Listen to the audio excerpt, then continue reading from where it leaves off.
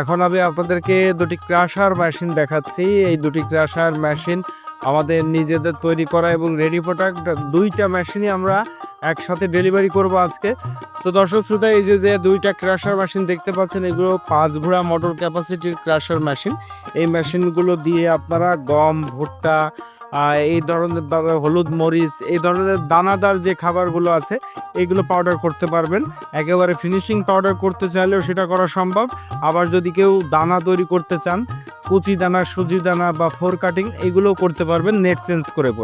তো দর্শক শ্রোতা, এই ক্রাশার মেশিনের কাজই মূলত হলুদ, মরিচ, গম, ভুট্টা এগুলোকে পাউডার করে দেওয়া।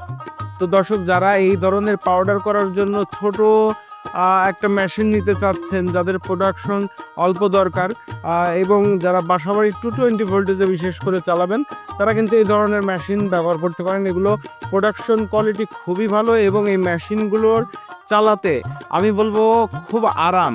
কারণ হচ্ছে এই মেশিনে আপনার পাটা খোঁচানো লাগবে না, এর শুধুমাত্র নেট আর পাটা চেঞ্জ করতে হয়।